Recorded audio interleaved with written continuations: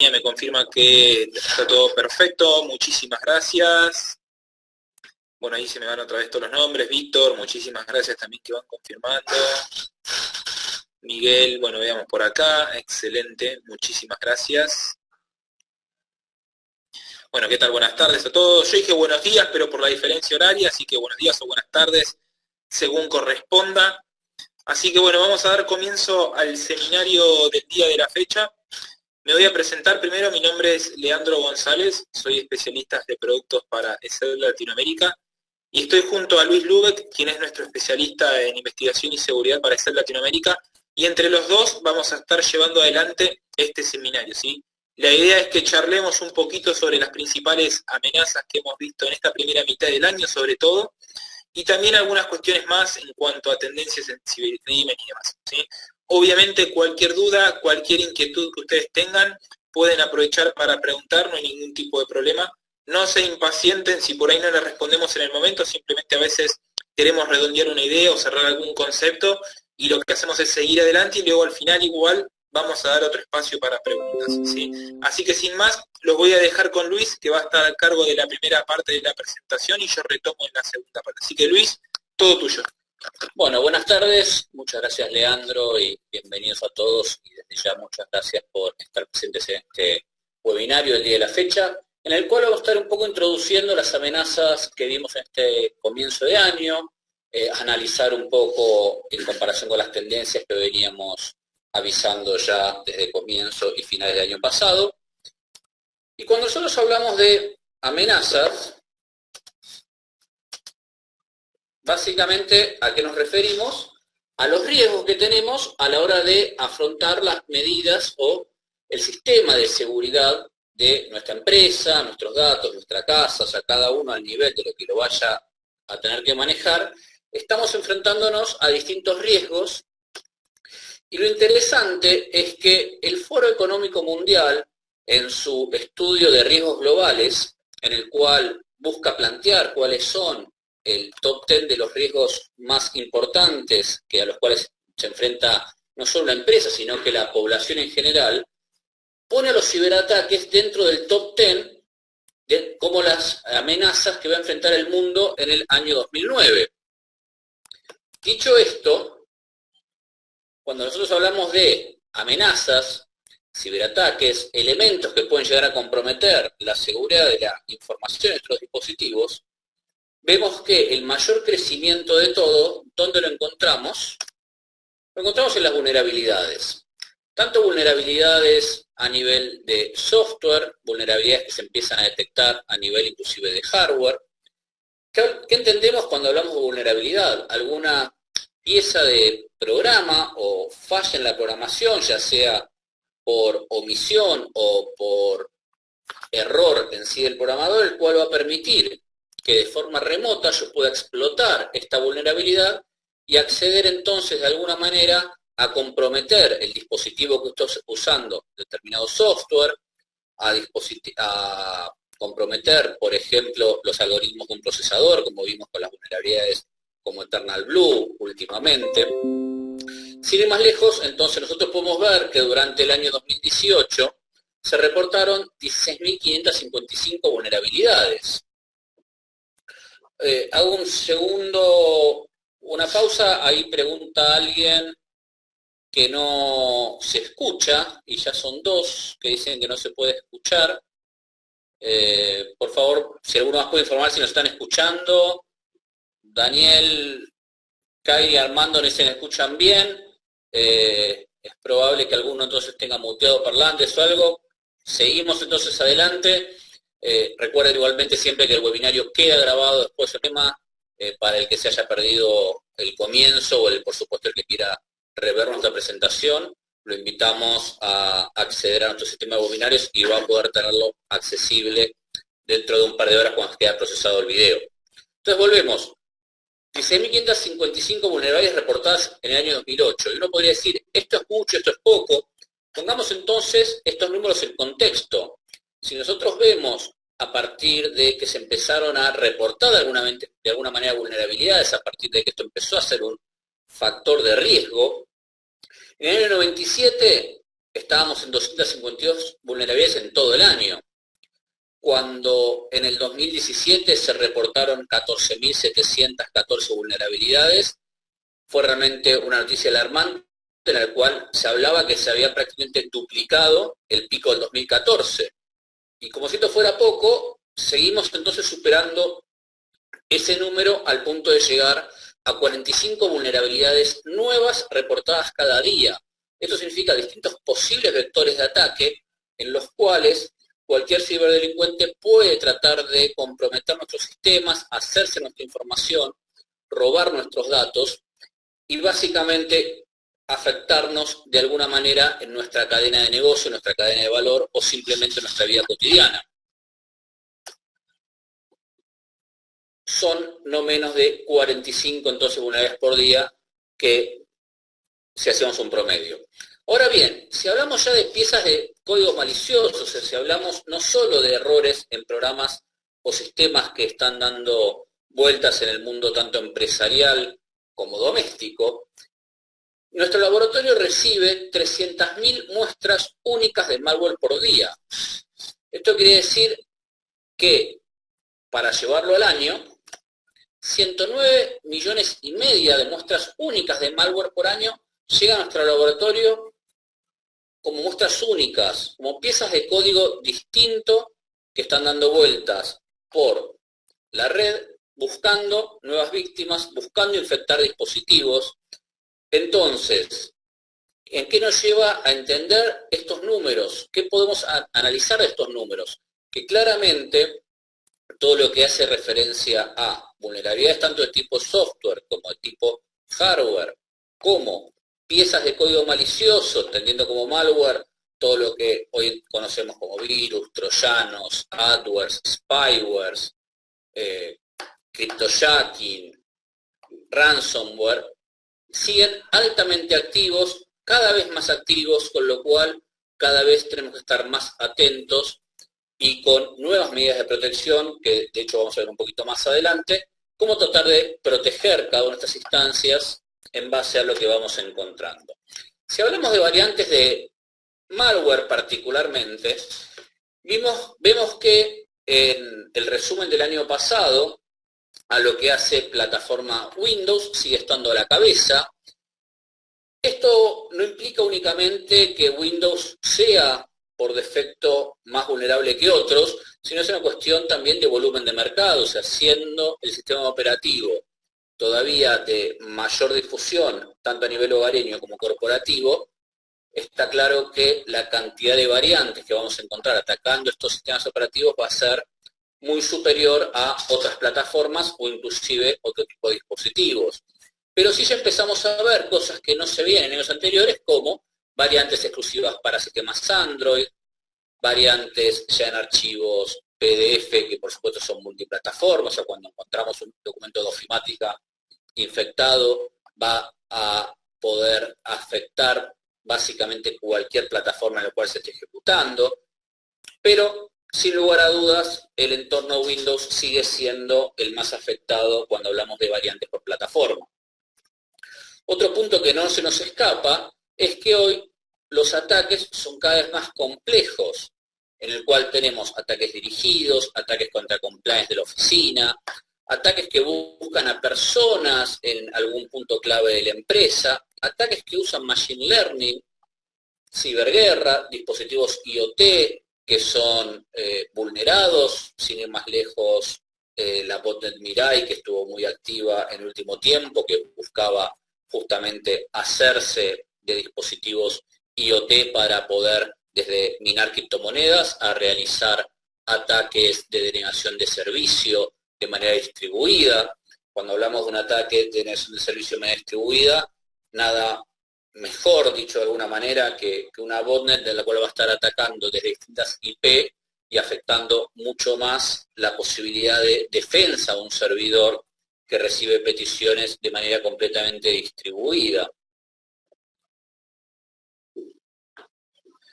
Ahí voy a hacer un parate. Veo que Diego nos pregunta cuál es la información acerca de las vulnerabilidades. Básicamente la información es justamente la que publica la página CVS, o sea, donde todas las vulnerabilidades diariamente, o gran parte de las vulnerabilidades detectadas en el mundo son publicadas. Invito, por supuesto, a cualquier persona entusiasta de la seguridad que pueda estar siguiendo este tipo de noticias, que siga la página de CVS. Después estos links los podemos agregar o poner en los comentarios del webinario para que puedan tener también los accesos, pero básicamente son estadísticas públicas que salen justamente de los reportes que se organizan en todos los laboratorios de investigación y que van diariamente reportando las vulnerabilidades que se encuentran.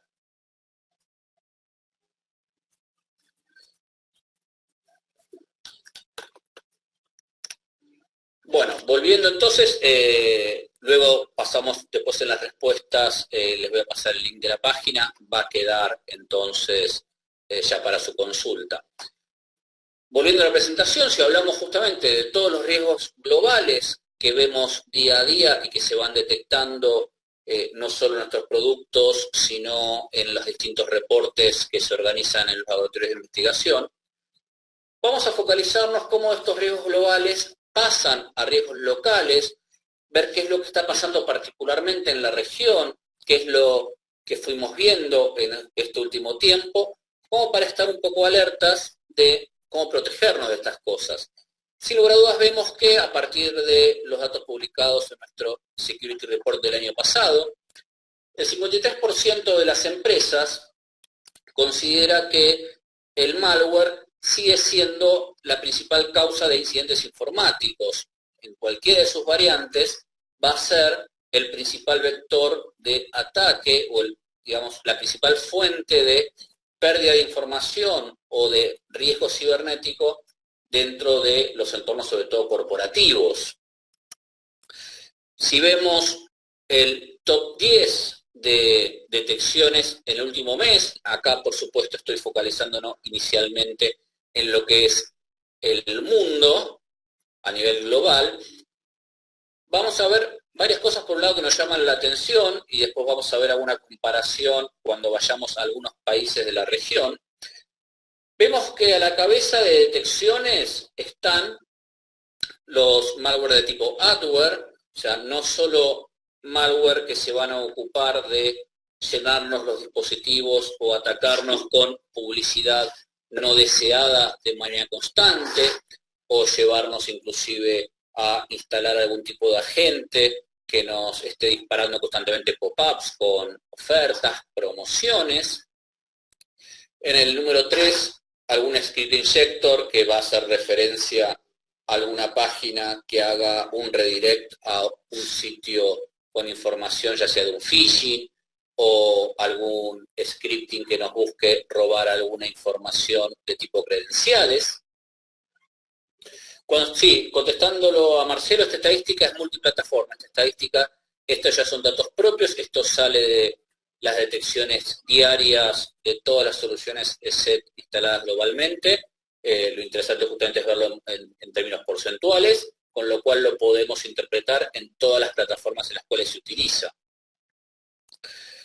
Es interesante ver cómo en el número 5 seguimos detectando el exploit double pulsar, un exploit altamente utilizado para instalar ransomware. Cuando fue la gran propagación de crisis se utilizó este exploit. Vemos exploits de tipo Windows asociados generalmente a programas de Office. Vemos en los últimos puestos todavía vigentes los malware de tipo cryptojacking o ransomware directamente o propiamente dicho, o sea, detecciones ya conocidas pero que siguen vigentes y altamente activas a nivel global. Pero si vamos ahora entonces a focalizarnos en lo que es la región, veamos, por ejemplo, en el caso de Chile, toda esta información la pueden encontrar en virusradar.com, es una plataforma de set en la cual en tiempo real pueden ir a estar haciendo estas mismas visualizaciones y ver cómo evolucionan las detecciones tanto de manera diaria, semanal, mensual, global o por país. Vemos que se repite entonces en Chile esta constante de que en los primeros casos se ve el adware. Vemos que en los primeros 3 casos hay adware detectándose.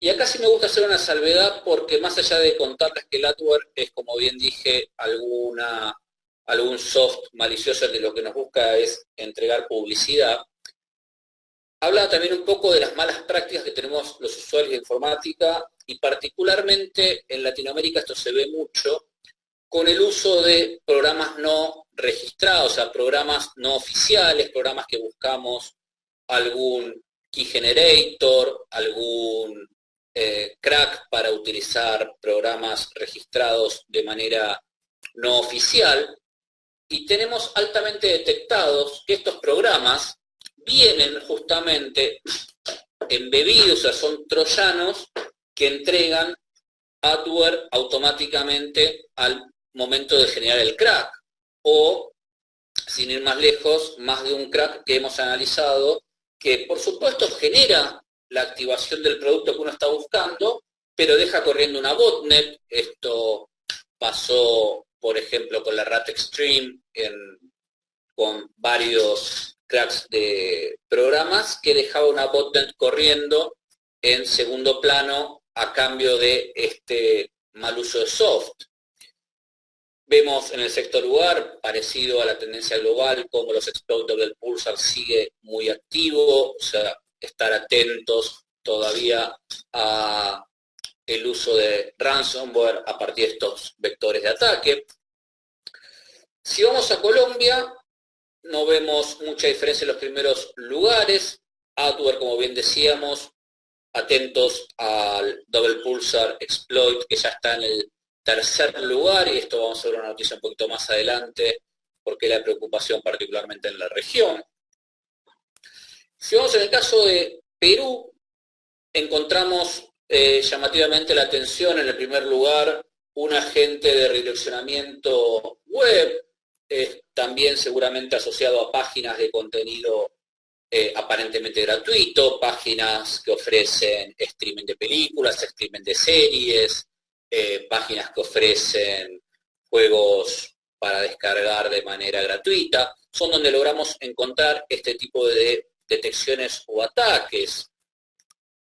Y en el caso de Argentina, algo que quería mostrar particularmente de Perú, vemos que sigue activo, de hecho en el séptimo lugar, la RAT de HoldRAT, o sea, esta botnet también ampliamente desarrollada, particularmente sobre fines del año pasado, sigue altamente activa en la región de Perú. Antonio, te debo en este momento el slide de México, pero sí te invito a que entres a virusradar.com, vas a encontrar, apenas entras, la posibilidad de buscar por país. No es que quiera dejar México de lado, sino que das un pantallazo de algunos países de la región en el cual podíamos encontrar algo distinto a las tendencias mundiales.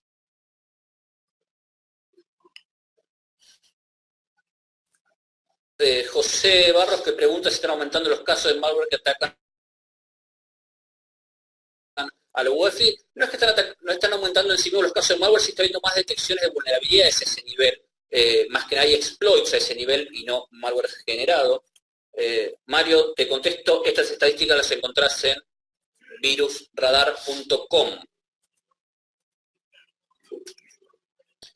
Como bien les decía entonces, la particularidad de Double Pulsar y la problemática de que esto siga altamente activo, el ransomware crisis se propagaba a través de este exploit.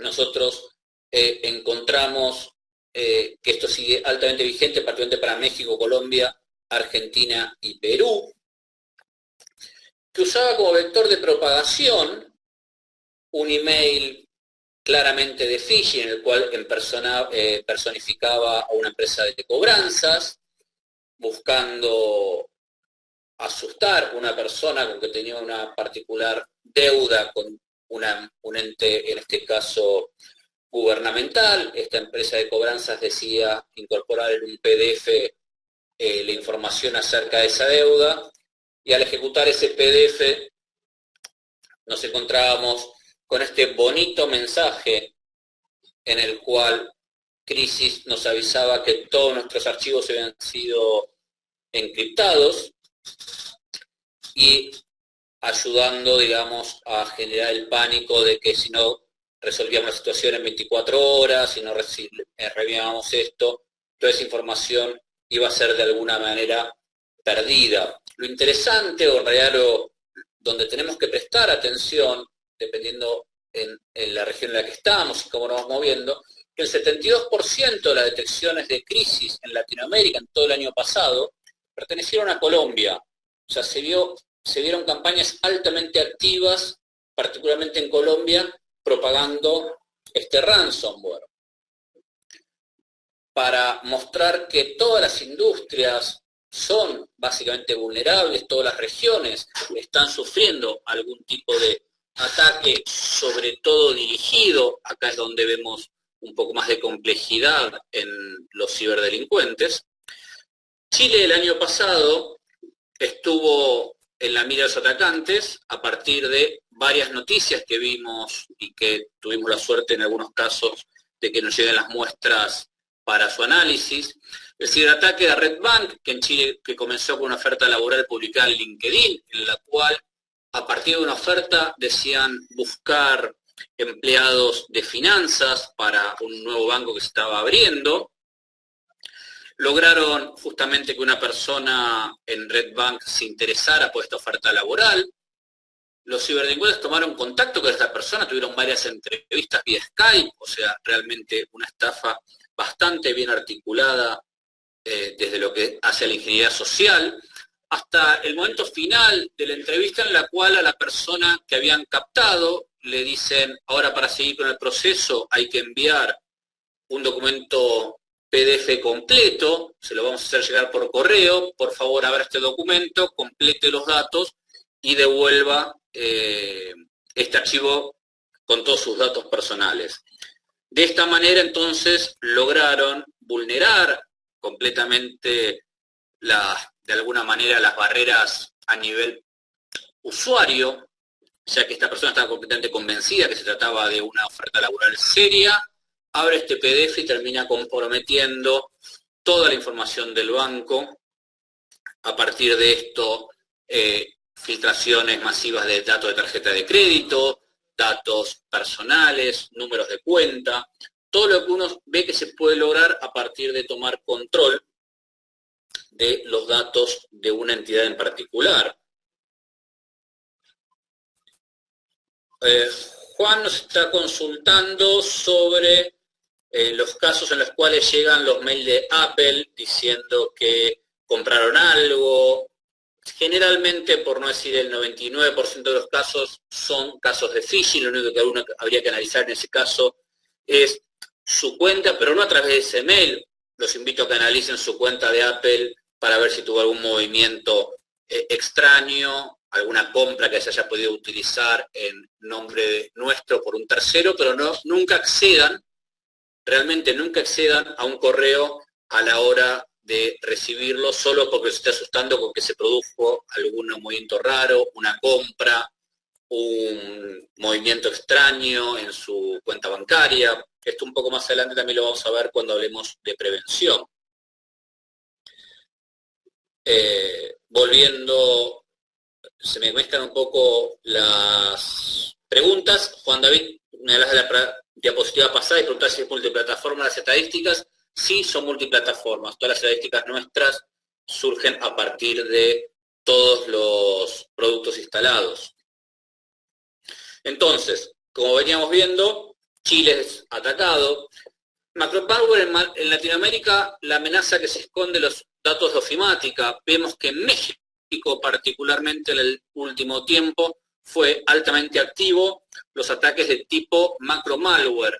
Estas piezas de código malicioso escondidas dentro de una macro, en un documento de Word, en un documento de Excel, eventualmente en un documento de PowerPoint, o sea, cualquier documento que permita ejecutar una macro, me permitiría a mí ingresar una porción de código malicioso con la finalidad de atacar o ejecutar algún tipo de robo de información en la máquina en la cual estoy buscando vulnerar. 50% vemos de aumento entre las detecciones que teníamos en el año 2018 respecto a 2017. Todo esto que nos lleva, que un poco repasando todo lo que venimos viendo hasta acá, hay una evolución muy interesante, si me permiten el término, porque esto no dejan de ser delincuentes detrás de una máquina, en la forma de llevar adelante las amenazas, y esto es donde nosotros tenemos que tener más que nunca el ojo puesto. Hoy vemos malware que directamente utiliza Machine Learning, o sea, están justamente bajo las herramientas de inteligencia artificial creando, por llamarlo de alguna manera, sin temor a equivocarme, armas. Vemos DeepBlocker, un malware que utilizaba inteligencia artificial y solo se activaba a través de reconocimiento facial. O sea, si estamos hablando de un ataque dirigido, ¿qué más dirigido que un malware que se active a través del reconocimiento facial que puede tener una cámara web en casi cualquier dispositivo actual? Una notebook, un celular, una tablet, cualquier dispositivo que pueda detectar la cara de la víctima y que solo ante ese caso se esté activando. Imagínense que de esta manera es mucho más compleja la detección de ese malware en sí mismo, porque empezaría su comportamiento malicioso solo a partir de detectar un determinado rostro. En análisis previos o en análisis simples no saltaría o ningún tipo de alerta o problema al respecto. Entonces, vemos hoy inteligencia artificial, por supuesto utilizada para identificación de malware, como vamos a ver con nuestros productos, detección de spam, detección de anomalías, análisis de riesgo, exploración de datos, pero cada uno de estos puntos también puede ser utilizado por los delincuentes de manera negativa. Si hablamos de cosas que siguen evolucionando, la clásica ingeniería social, esto seguramente tan conocido por todos, cuando hablamos de phishing, el tradicional cuento del tío, para los que conozcan el término, sobre todo en Argentina, me imagino que cada país tendrá también su forma de llamarlo, en el cual buscamos engañar a una persona a través de básicamente tres métodos que siempre sirven para la ingeniería social. A todos nos gusta ganarnos algo gratis, a todos nos gusta sentirnos reconocidos por algo, y generalmente todos nos asustamos cuando algún banco o alguna empresa nos dice que debemos algo o que tuvimos algún problema con nuestro dinero. O sea, por eso vemos que casi todas las campañas de ingeniería social usan alguno de estos tres mensajes para llegar. Cuando hablamos de phishing, por supuesto, para mostrar un caso simple y altamente conocido, una plataforma de Internet Banking que nos diga que ha sido bloqueada por algún movimiento no reconocido, algún movimiento sospechoso, nos invita a entrar a un enlace particular donde seguramente encontraremos la página del banco personificada, pero le estaremos encontrando, le estaremos entregando la información de nuestras credenciales al delincuente detrás de este ataque. Pero este phishing todos lo conocen. Invito a ver justamente cómo ciertos consejos que solíamos dar en años anteriores, como ser el principal, siempre veamos que la página a la cual estamos entrando posee un certificado seguro, básicamente que tenga el candado verde cerrado, que el prefijo sea HTTPS, o para decir que la información que estamos mandando está cifrada. Hoy ya perdió vigencia, o por lo menos no alcanza para saber si la página a la cual estamos entrando es segura. Como vamos a ver en este phishing, tenemos el candado verde, tenemos el certificado de HTTPS, y lo que buscaba claramente era engañarnos a través de un dominio generado para esto, que de alguna manera se parecía al dominio oficial del banco en México, en este caso particular, con algún carácter adicional seguramente para evitar reconocimientos por igualdad de palabras en algunos análisis de los dominios.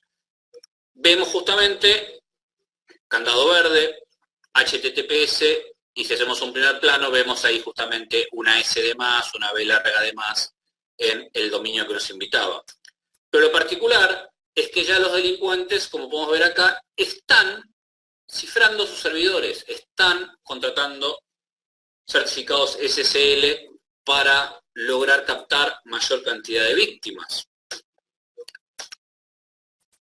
Otros casos que estamos viendo como evolución del tradicional phishing es utilizar directamente dominios muy asociados a la marca que quieren atacar. Este caso se vio también muy activo a principio de año, en el cual Mercado Libre Moda trataba de engañar a la gente ofreciendo únicamente cosas asociadas a la ropa, accesorios y demás, en un sitio que no tenía nada que ver con el tradicional sitio de compra-venta de productos, en el que la página original era mercadolibre.com/moda.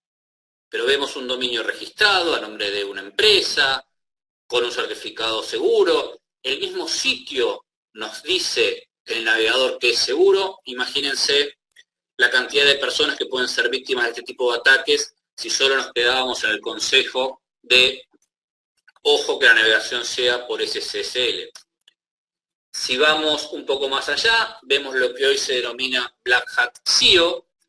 Seguramente más de uno de ustedes conoce el concepto de optimización de buscadores, en los cuales una persona puede contratar a partir de ciertas palabras, aparecer primero en los resultados de Google. Y en este caso vemos justamente ciberdelincuentes pagando palabras claves para aparecer en los primeros resultados, más allá de que aparezca con la palabra que es un anuncio, sale primero y todos nos llevan a páginas de phishing. Sin ir más lejos, vimos también a fines del año pasado cómo ante una palabra tan conocida como esta tarjeta de crédito, el primer resultado que aparecía, inclusive por arriba de la página oficial para hacer las consultas de movimiento, era una página de phishing que jugaba no solo con el posicionamiento en buscadores, sino que tenía un dominio que, imagínense, leyéndolo en un dispositivo móvil como un teléfono, una pantalla chica, podía engañar más de uno porque decía Mac alertas, con la particularidad que la A la habían reemplazado por un 4. Pero yo apenas entraba a ese dominio, veía el candado verde, veía que se trataba de un servidor seguro, y si yo no prestaba doble atención a que en vez de una A tenía un 4 o que no era el dominio oficial, realmente era imposible no caer en esta trampa. Daniel, me está haciendo una pregunta respecto de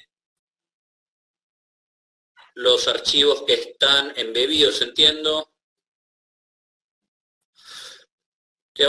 Mencionaste que el ataque encripta los archivos, pero yo tengo que encriptar los archivos por seguridad. Vamos a ver más adelante que una de las formas de prevención es también cifrar nuestra información. Si nosotros de por sí tenemos cifrado la información, es una manera de proteger de ciertos ataques. Esto lo dejamos para la parte de prevención. Siguiendo con algunos ejemplos de lo que estamos viendo como ataques avanzados de phishing, nuevamente Mercado Libre víctima de algún ciberdelincuente que lo quieren personificar. Podemos ver el sitio de arriba, el sitio de abajo. Si alguno presta atención, espero que antes que yo lo diga se empiecen a dar cuenta cuál es el ataque o cuál es el engaño.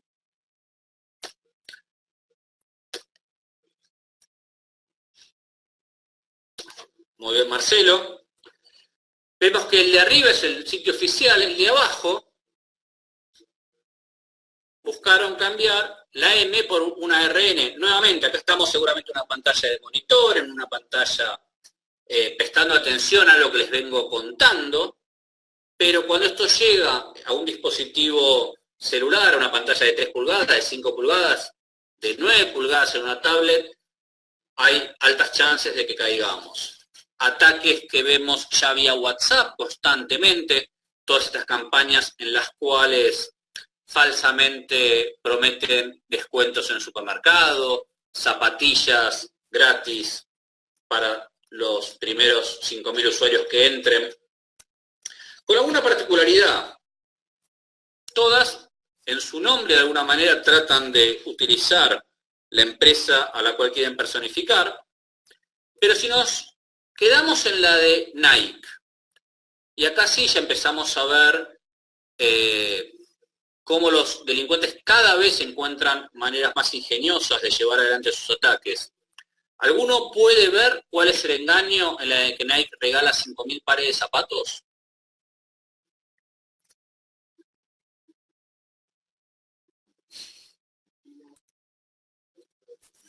Coincido con Marcelo que es terrible,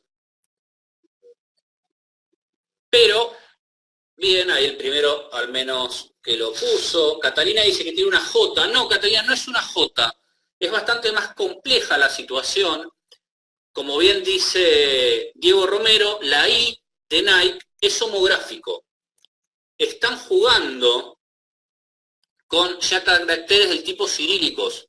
Si yo hago un zoom al link, por supuesto juegan con que la barra del link la va a estar tapando.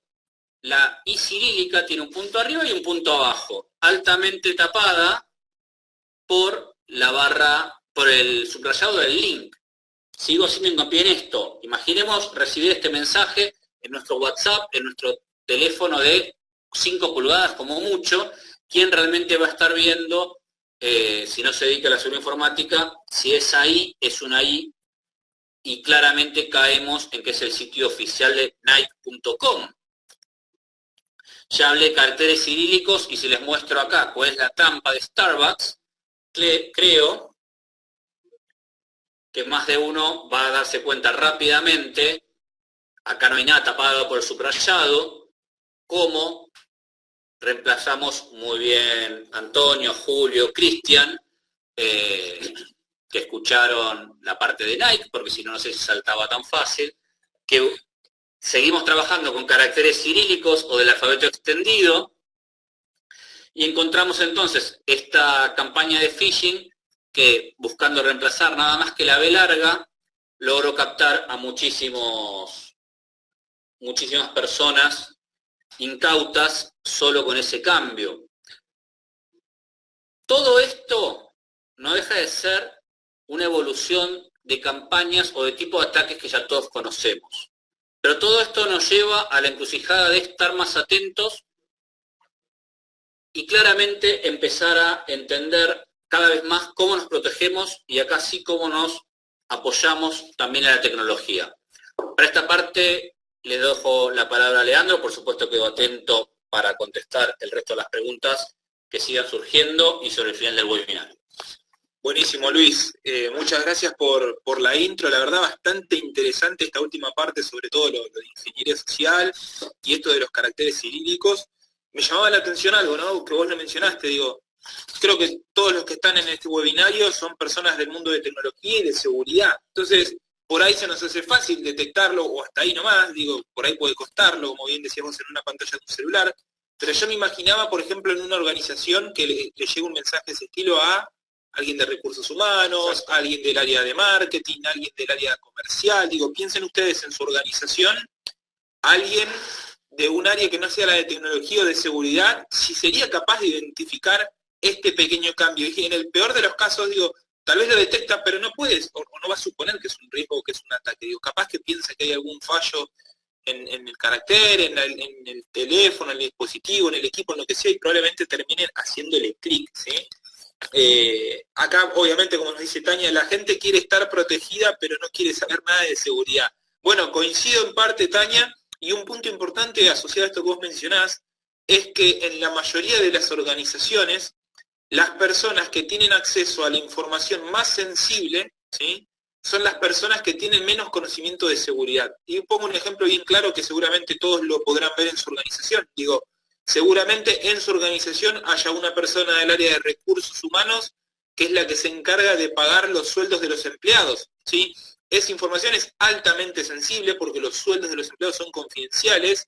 Entonces, esa persona, yo no sé qué tanto sabe, o piensen ustedes, esa persona dentro de su organización, qué tanto sabe de seguridad y si podría caer o no dentro de estos engaños que bien nos mostraba Luis, ¿sí? Simplemente a modo de reflexión, nada más. Entonces, la pregunta que siempre nos hacen cuando hacemos seminarios de este estilo es, bueno, pero ¿y entonces qué hacemos? ¿Cómo nos protegemos? Alguien por acá preguntaba, ¿me alcanza con una solución para el endpoint?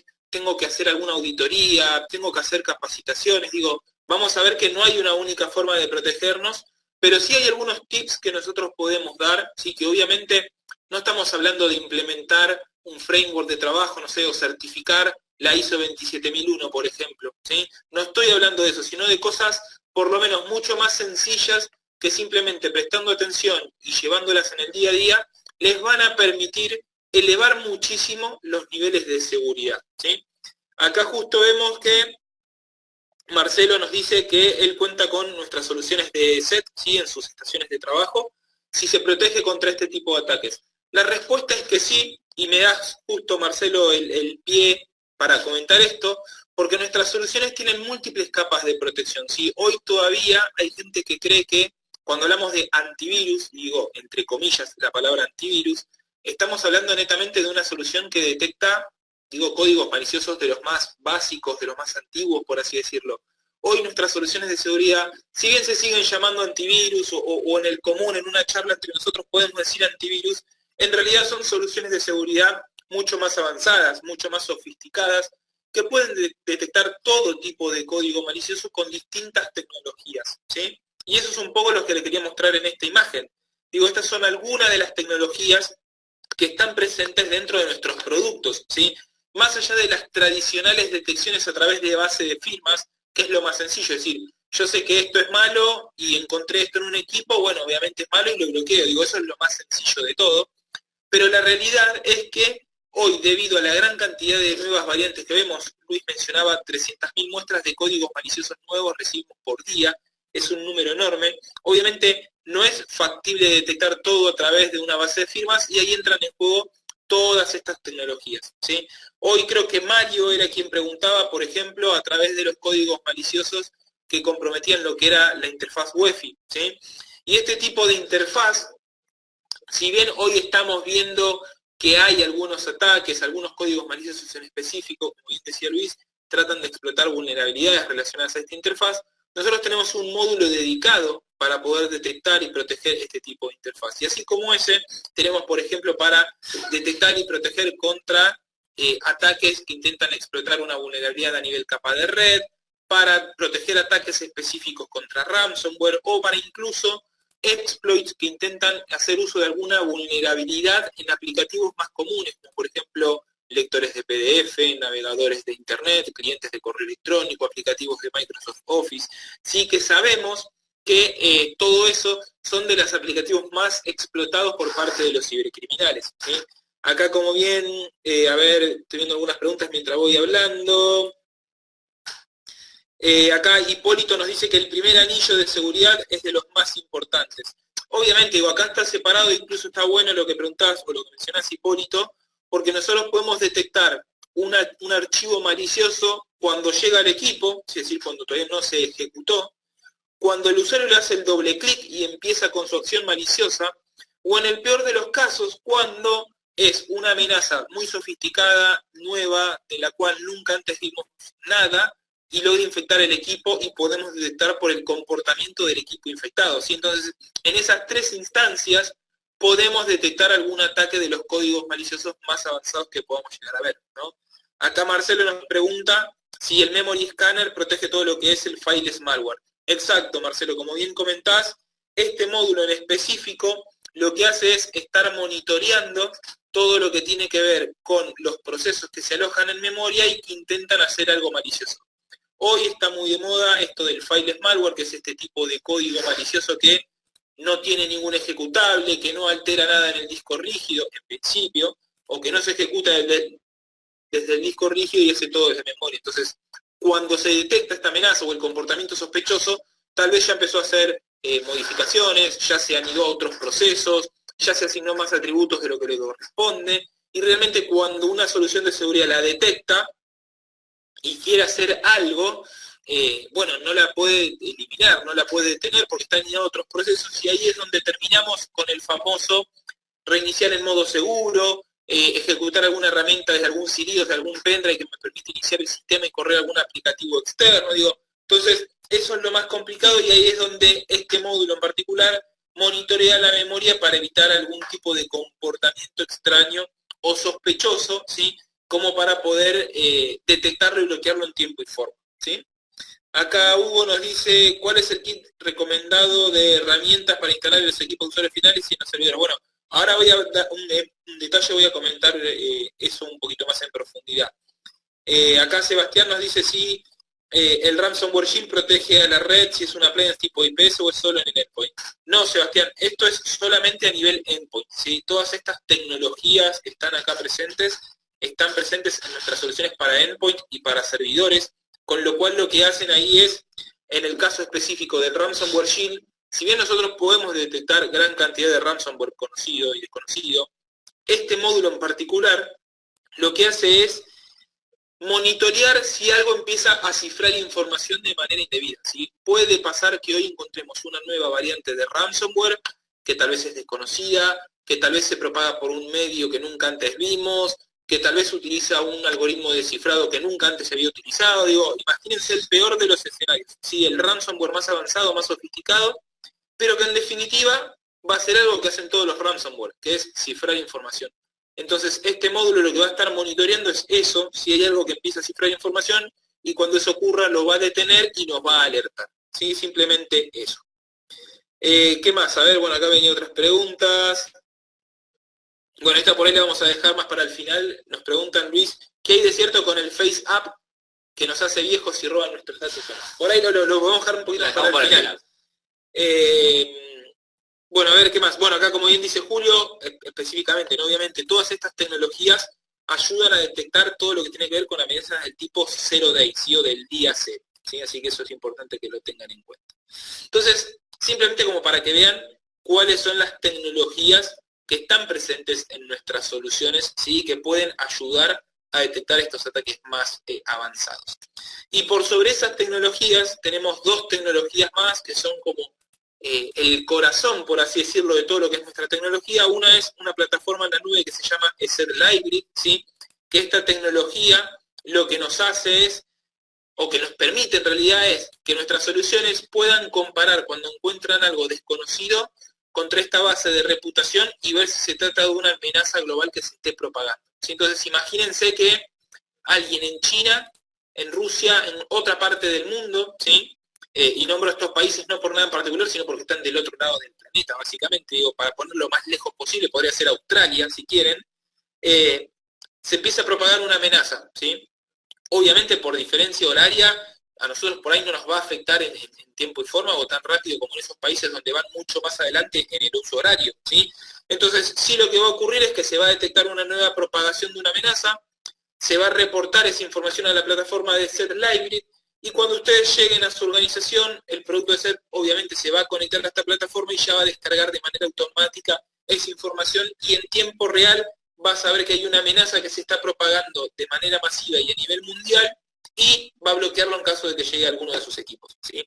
Esta tecnología para nosotros fue muy útil cuando fue hace 2 años el incidente con Telefónica y WannaCry, ¿sí? Que era un incidente masivo que utilizaba un exploit que mencionó Luis, que era Double Pulsar. Digo, eso nos permitió a nosotros anticiparnos y proteger a nuestros clientes de manera correcta, ¿sí? Y por otro lado tenemos todo lo que es Machine Learning, ¿sí? Nuestro poderoso motor de Machine Learning, el cual ya venimos trabajando hace muchísimos años. Para que se den una idea, las primeras pruebas que nosotros empezamos a hacer como empresa de seguridad, obviamente, con todo lo que era Machine Learning aplicado a la seguridad, fue en el año 1995, ¿sí?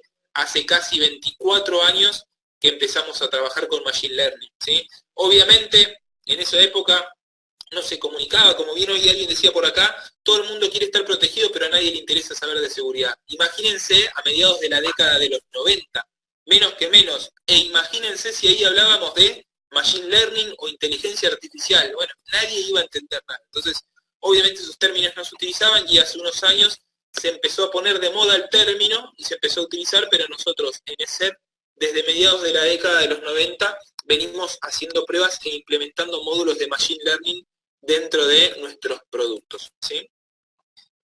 Entonces, la pregunta es, bueno, pero ¿con esto alcanza? Digo, con implementar una solución de seguridad, digo, no hace falta que sea la de SET. Obviamente si es la de SET van a estar mejor protegidos, pero digo, esto es todo, digo, ¿me alcanza con implementar una solución de seguridad y listo? Y la realidad es que no. Digo, hoy nosotros vemos un montón de casos donde todavía tenemos clientes que hacen el siguiente, siguiente, siguiente y listo. Digo, obviamente eso les garantiza ciertos niveles de seguridad más que satisfactorios, pero después cada empresa, cada negocio, cada infraestructura va a requerir de, por ejemplo, su configuración adicional, de aplicar una política específica, de proteger determinados equipos en particular, ¿sí? Cada organización va a tener su propio, digamos, o su propia receta para poder estar bien protegido. Si no hay una respuesta única y universal. Entonces, lo que sí vamos a hacer nosotros es darles 5 recomendaciones con todo lo que estuvimos viendo, que es lo que les decía un poco al principio, ¿no? Donde si ustedes las siguen y las implementan, seguramente van a poder elevar muchísimo más los niveles de seguridad dentro de su organización, ¿sí? Entonces, el primer punto es proteger todos los equipos de la organización. Hoy acá alguien decía, bueno, pero ¿qué hago? ¿Qué? ¿Protejo el endpoint? ¿Protejo el servidor? Digo, hay que proteger todos los dispositivos que estén dentro de la organización, ya sean PCs de escritorio, ya sean equipos portátiles como una notebook, una netbook, una laptop, equipos virtuales, ¿sí? Y también algo que siempre nos olvidamos o que las empresas se olvidan son los dispositivos móviles, ¿sí? Tengan en consideración que hoy un dispositivo móvil que hoy ustedes llevan en su bolsillo puede tener la misma información y hacer lo mismo que pueden hacer con una laptop, ¿sí? Piénsenlo de esa manera, pueden recibir el correo electrónico, pueden descargar un archivo, pueden acceder a un portal de home banking, pueden navegar por internet, pueden descargar aplicaciones y obviamente todo esto también representa un nuevo vector de ataque para los atacantes, para que hagan uso de eso y que de esa forma logren comprometer la información. Entonces, ¿qué tenemos que hacer? Proteger todos los endpoints o todos los puestos donde hay información dentro de la organización. Lo mismo ocurre con los servidores. Tenemos file servers, tenemos servidores de correo, podemos tener servidores de SharePoint, Gateway, digo, van a tener distintos roles de aplicaciones, de base de datos. Digo, hay que proteger todo, porque cualquier vector o punto débil que encontremos dentro de nuestra infraestructura puede permitir que por ese punto entre una amenaza y luego se empiece a propagar dentro de la red. Sí, eso es importantísimo. Acá veo, a ver, bueno, acá Iván nos dice, la seguridad comienza por la concientización del usuario, establecer reglas en la organización. Totalmente de acuerdo, Iván, y ahora vamos a ver un poquito más adelante eso.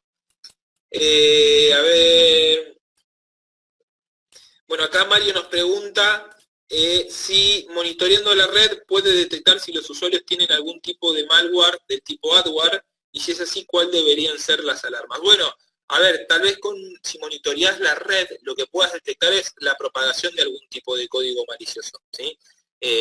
Cuando decís red, yo entiendo que hablas de equipos de manera interna, es decir, se infecta un equipo y de ahí se empieza a propagar internamente dentro de la red. Ahora, si te referís a conexiones hacia internet desde los endpoints que envían información hacia afuera de la compañía, sí, con nuestras soluciones a través del firewall se puede monitorear eso, se puede bloquear por aplicación, por protocolo, por destino, por cualquier tipo de medio del que intente salir, ¿sí? Entonces vamos al segundo punto, y este es un punto importantísimo a tener en consideración, es mantener todo el software de la organización lo más actualizado posible, ¿sí? Y sabemos que esta es una tarea no de las más fáciles, no de las más divertidas, pero sí es una de las más importantes en el mundo de la seguridad. Hoy Luis mencionaba algo así como 14.000, eran no las vulnerabilidades en 2018. En 2018, sí, aproximadamente. Un poco más de 14.000. 45 por día es un número enorme. Enorme. Entonces, piensen ustedes que seguramente un porcentaje del software que tengan instalados dentro de su organización va a ser vulnerable. Desde, obviamente, el sistema operativo hasta navegadores de correo electrónico, de internet, perdón, clientes de correo electrónico, aplicativos de Microsoft Office, lectores de PDF, no sé, si utilizan herramientas de base de datos como pueden ser Oracle o SQL, también están sujetos a vulnerabilidades. Entonces, siempre mantener actualizado la mayor cantidad posible de software. Y esto es un punto no menor para aquellos que sean clientes de SET, siempre lo remarcamos. También esto incluye a las soluciones de seguridad, ¿sí? Es decir, si ustedes tienen soluciones de SET, mantengan actualizado su producto. Y no me refiero a actualizar la base de firmas, sino a tener siempre las últimas versiones disponibles de los productos de SET. Para aquellos que no sepan, hoy estamos en la generación 7 de nuestros productos, ¿sí? que se lanzó a mediados del año pasado. Así que si no la tienen, pueden chequearlo y contactar a su canal correspondiente para que los apoye en la migración hacia esta nueva versión, ¿sí? Entonces, ese es un punto importantísimo siempre, mantener la mayor cantidad posible de software dentro de nuestra organización actualizado, ¿sí? Después tenemos, en tercer lugar, aplicar políticas de seguridad. Y esto tiene que ver con algo que mencionaban muchos de ustedes recién, ¿no? De, bueno, analizar qué tengo que proteger, cómo lo voy a proteger. Y esto tiene que ver con lo que yo mencionaba antes. Es decir, vemos un montón de clientes que, por ejemplo, instalan nuestros productos con el famoso siguiente, siguiente, siguiente, y listo. Y no se toman el tiempo de hacer un tuneo fino de las configuraciones o de aplicar alguna política en específico. Esto es importante remarcarlo porque no ocurre solamente con las soluciones de seguridad, sino que también lo vemos, por ejemplo, con un firewall físico, con un IPS, con cualquier tipo de herramienta hoy que se implementa. Es muy común, y esto es una realidad de toda Latinoamérica, es lo pongo, lo conecto, lo instalo, lo que sea, y listo, ¿sí? Y en realidad nadie se toma el trabajo de configurarlo de manera correcta como para poder elevar los niveles de protección y garantizar que la información va a estar siendo protegida contra cualquier tipo de ataque, ¿sí? Después, en cuarto lugar, obviamente algo que mencionaban recién también, ¿no? Realizar campañas de concientización para mis empleados. No hablo del personal de TI o de seguridad, sino de los empleados de pie, digo, el empleado común, el que trabaja día a día y recibe información, le mandan correos, envía correos, digo, ese usuario que hoy mencionábamos que tiene acceso a la información más sensible, pero que tal vez es el que menos desconoce de seguridad. Una campaña de concientización no tiene que ser algo demasiado elaborado, demasiado complejo, puede ser un mail semanal con tips y recomendaciones, por ejemplo, esto que nos mostraba Luis, de cómo detectar un caso de phishing, a qué cosas estar atento, digo, estas pequeñas cositas van sumando y a la larga terminan sumando muchísimo para lo que tiene que ver con los niveles de seguridad dentro de la organización, ¿sí? Y por último, manténganse informados, ¿sí? Ustedes tienen que estar al tanto de qué es lo que ocurre en el mundo de la seguridad, tienen que saber cuáles son las principales tendencias, si hay algún brote masivo de algún tipo de código malicioso nuevo, si hay alguna solución de seguridad nueva que ustedes puedan implementar. Y es por eso que nosotros hacemos este tipo de seminarios y está bueno que ustedes participen porque creo que hoy, junto con todo lo que dijo Luis, se llevan un montón de información, por lo menos para revisar qué está pasando dentro de su organización, ¿sí? O compartir algo con sus empleados, ¿sí? Esto es importantísimo, entonces está muy bueno que ustedes puedan estar al tanto de qué pasa en el mundo del cibercrimen para poder, obviamente, mejorar sus procesos, sus políticas, pero también comunicarlo de cara a los empleados dentro de su organización. De esa forma, si ustedes lo hacen de esa manera, yo les aseguro que al final del día, al final de la semana, al final del mes, van a elevar muchísimo los niveles de protección y a la larga, obviamente, se les va a simplificar su trabajo y van a tener menos cantidad de incidentes, ¿sí? Así que bueno, de esta forma llegamos al espacio de preguntas y respuestas.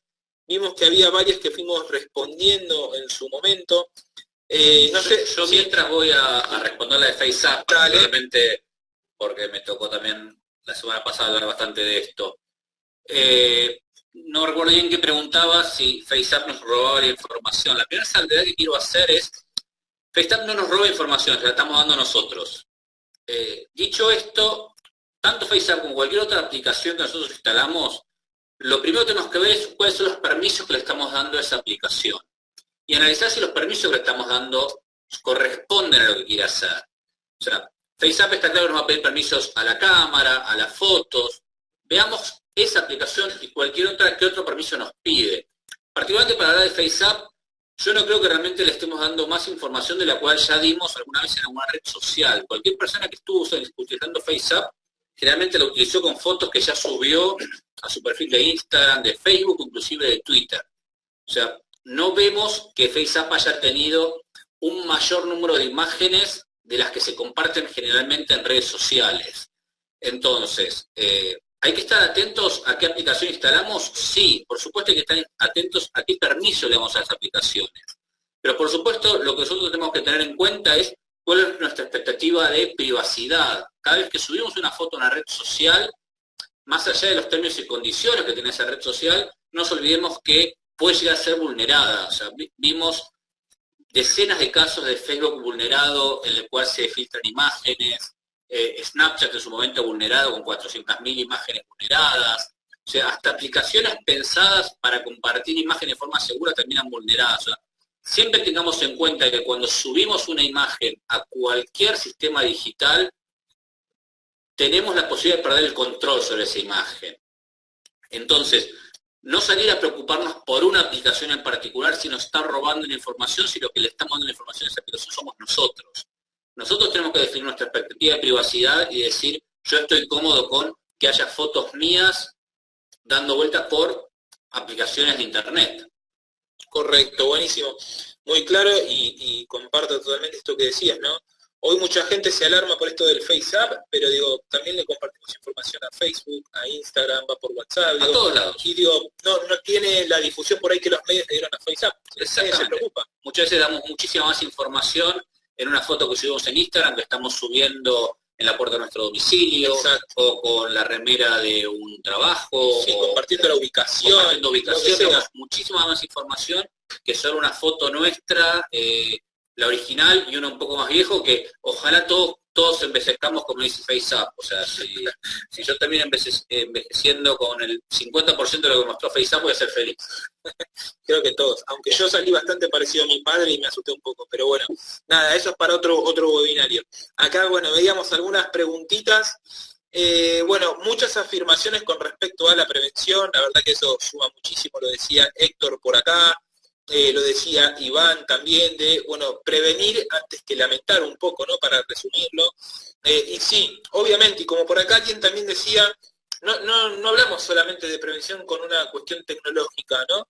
Sino que hay muchos puntos que tienen que ver con la concientización del usuario, con compartir información. Digo, todo esto va a ayudar muchísimo a que puedan estar mejor protegidos, ¿sí? Olvídense de que implementar una herramienta tecnológica les va a simplificar la vida. Son un conjunto de cosas. Una tecnología que quieran implementar, gestionarla de manera correcta, pero también tener los usuarios correctamente, o ni siquiera vamos a decir correctamente, mínimamente educados en materia de seguridad para que por lo menos no hagan clic en un link que no deberían hacerlo, ¿sí? Eso es importante que lo tengan en cuenta. Bueno, acá esta ya la habíamos respondido, a ver, la de monitorear la red. ¿Qué más? A ver. Bueno, acá nos pregunta Alex, dice que sufrió un incidente en un momento y cuál es la forma más rápida para recibir soporte por parte de SET. Bueno, lo ideal, Alex, es que te contactes primero con el canal que te atiende o que te vendió las soluciones de SET y ellos, si no lo pueden resolver, lo escalan en tiempo y forma, ¿sí?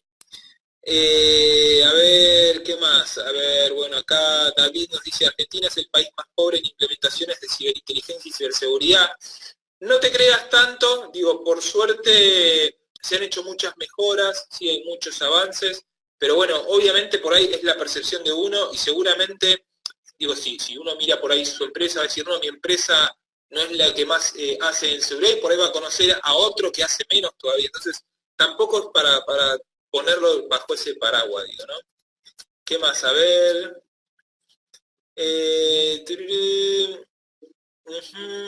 José, que pregunta si podemos compartir la presentación.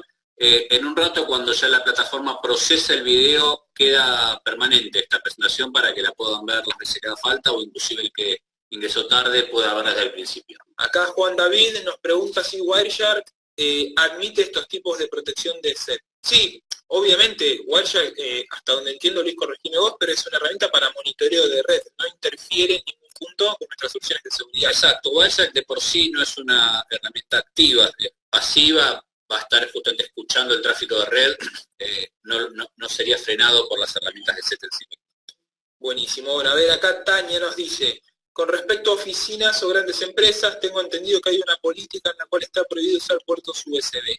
¿Algunas de las soluciones de SET cuentan con esta característica? Sí, a ver, esto no solamente grandes empresas, Tania, esto va a depender del tipo de organización y el tipo de política que quieran aplicar, pero hoy muchas organizaciones empiezan a bloquear el uso de dispositivos USB para, primero, evitar que se propaguen códigos maliciosos o que se infecte algún equipo, pero también para evitar el robo de información, ¿sí? Entonces, nuestras soluciones tienen un módulo especial que es el módulo de control de dispositivos que te permite controlar no solamente dispositivos USB, sino impresoras, dispositivos FireWire, pueden ser dispositivos USB, pueden ser, bueno, impresoras, dispositivos de almacenamiento masivo, cámaras digitales, digo, se pueden asignar distintos permisos dependiendo del tipo de dispositivo, incluso se pueden aplicar reglas para permitir, por ejemplo, solamente en el equipo del gerente general de la organización, el dispositivo de tal marca con tal número de serie, ¿sí? Se puede hacer algo masivo o algo tan específico como eso, ¿sí? Diego, que nos pide el link para consultar vulnerabilidades. La página es cvedetails.com. CVE, como lo van a ver en la presentación, la empresa que registra todas las vulnerabilidades, cvedetails.com, van a tener todo el informe de las vulnerabilidades, inclusive las estadísticas que estuvimos viendo hoy. Bueno, y justo ahí Fabián preguntaba si va a poder quedar grabado el webinario. Sí, todos estos seminarios los grabamos.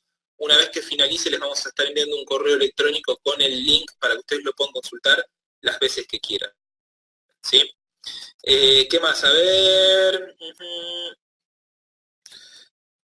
Tania dice que le gustaría que haga un grupo de Telegram sobre Believe Security para tener un resumen diario. Tomamos la idea, la vamos a plantear, y quien dice que no puede llegar a ser un canal nuevo de comunicaciones en el futuro. Bueno, ¿qué más? A ver... seguimos viendo.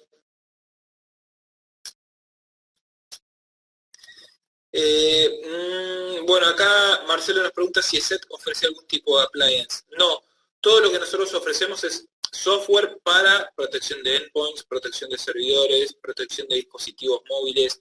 Es netamente software para instalar y proteger cada uno de los dispositivos. Bueno, acá Antonio nos decía que sigamos haciendo webinarios. Sí, generalmente hacemos 1 o 2 webinarios por mes, así que no se preocupen. Estén atentos a nuestras redes sociales porque ahí siempre vamos compartiendo la información tanto en LinkedIn como puede ser en Facebook, ¿sí? O en Twitter. ¿Qué más? A ver...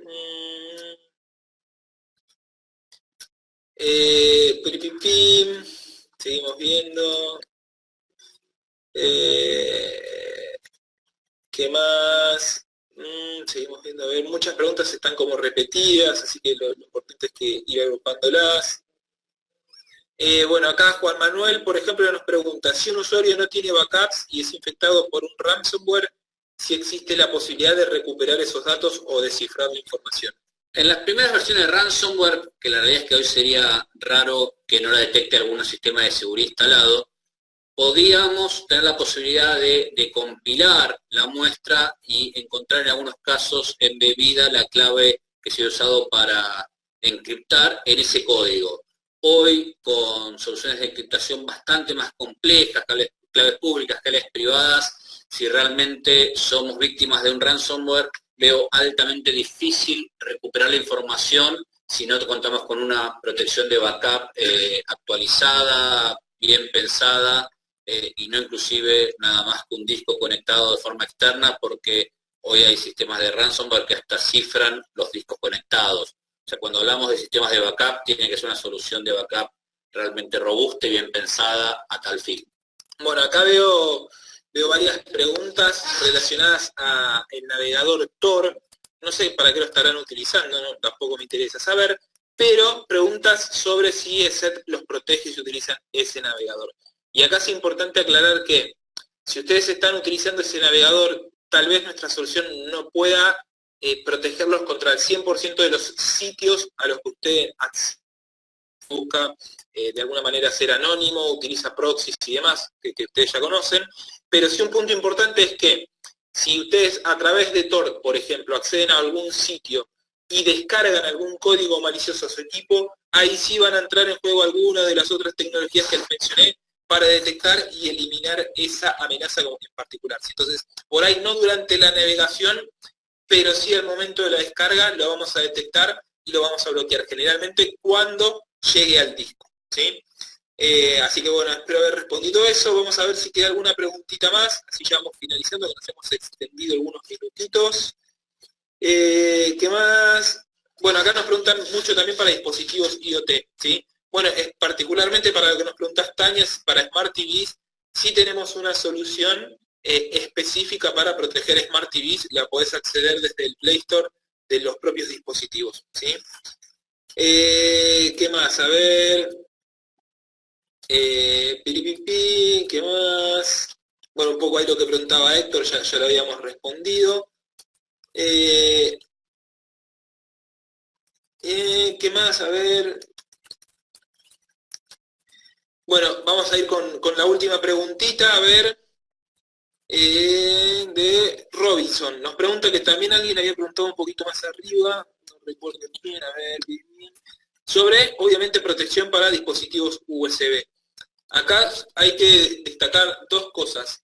Por un lado, nosotros tenemos un módulo que lo que hace es, cuando ustedes conectan un pendrive, por ejemplo, se analiza en ese momento si hay algo malicioso en ese dispositivo. Si en caso de que haya algo malicioso, obviamente lo va a eliminar. Y por el otro lado, lo que podemos hacer es bloquear la utilización de dispositivos en determinados equipos, ¿sí? Entonces, podríamos bloquear que en ningún equipo de la organización se puede utilizar dispositivos USB. Pero si hacemos eso, sabemos que enseguida van a empezar a sonar los teléfonos y los correos van a empezar a volar para pedirnos que el gerente general de tal área o el gerente de tal área tenga acceso y pueda utilizar sus dispositivos. Entonces, sí, lo que se puede hacer es permitir que, por ejemplo, una persona X pueda utilizar un dispositivo en particular para almacenar la información, ¿sí? Entonces, eso es lo que se puede hacer. Por último, ya para ir finalizando, esta vez sí le prometo que es lo último, varias personas nos consultaron si el webinario quedaba grabado y si lo pueden consultar, ¿sí? Como por ejemplo Harley, por acá, que recién acaba de llegar. Bueno, Harley, te perdiste un excelente seminario, el resto de los asistentes te lo pueden confirmar, pero quédate tranquilo y quédense tranquilos todos que el seminario queda grabado y les vamos a enviar el link para que ustedes puedan acceder y lo puedan ver las veces que quieran, ¿sí? Obviamente eso demora un par de minutos una vez que finalicemos el seminario, pero en el transcurso del día, a más tardar mañana, van a estar recibiendo un link con un correo de agradecimiento y el link para que puedan ver la grabación de este seminario, ¿sí? Así que bueno, por mi parte no mucho más, simplemente agradecerles muchísimo por el tiempo, la verdad que uno de los públicos más participativos que hemos tenido en los últimos seminarios, tal vez por eso es que nos hemos extendido casi 20 minutos, así que bueno, siempre vale la pena charlar de seguridad y compartir información con ustedes y obviamente experiencias y sus dudas, sus consultas, ¿sí? Lamentamos, la realidad es que por una cuestión de tiempo no llegamos nunca a responder todas las preguntas, pero tratamos como de englobarlas en las que son más genéricas o las que tienen que ver con los mismos tipos de consultas y brindar esas respuestas. Si llega a surgir algo, siempre nos pueden contactar a través de nuestras redes sociales, a través de cualquiera de los medios habituales, nos escriben un correo y seguimos en contacto por ahí. Así que, por mi parte nada más, simplemente agradecerles muchísimo por el tiempo brindado. Es un placer siempre compartir este espacio con ustedes. Luis, no sé si querías cerrar con algo. No, también agradecer el tiempo, invitarlos a que nos sigan en willipsecurity.com/latam, donde también van a estar atentos a todas las novedades que vamos sacando día a día. Y quedamos a disposición para cualquier pregunta, duda o próximo seminario.